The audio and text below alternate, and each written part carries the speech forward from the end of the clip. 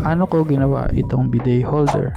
Nasa mahigit 6 years na tong bidet na gamit namin sa CR at yung holder niya ay 3 years nang wala. Nasira kasi siya at itong dalawang kinakalawang na tornilyo na lang yung naiwan. Matagal ko nang pinaplanong gawa ng sapitan tong bidet namin kaso wala pa akong 3D printer nun. At ngayon meron na, gagawan ko na siya. Una ay pinagtatanggal ko tong mga kinakalawang na screws kasama nung bahagi ng nasirang bidet holder.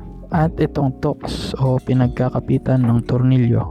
Next naman ay sinukat ko tong center to center distance ng mounting holes. Dito napansin ko na medyo palingang butas kaya sinukat ko ang horizontal distance. Then sinukatan ko na din tong lower part ng bidet para makuha ko yung importanteng dimensions na gagamitin ko sa pagde-design. Pagkatapos nun, ginawa ko na yung model gamit ang CAD software. Naglagay ng tamang clearances tapos sinend ko na sa 3D printer. Isa sa kagandahan ng may sariling 3D printer ay pwede kang makagawa ng useful custom parts na kailangan mo. Tulad nito. Sa Maker Lab ko nga pala nabili itong 3D printer. After ilang minuto ng pagpiprint, tapos na at ito na siya. Itetest ko ngayon kung tama ba yung mga sukat ko at ito na nga. Natuwa ako kasi saktong-sakto lang siya. Sa wakas, may holder na ulit siya after 3 years. Yun lang muna sa ngayon at kung may tanong ka, i-type mo lang sa baba. Mag-follow ka na rin kung gusto mo pang matuto kung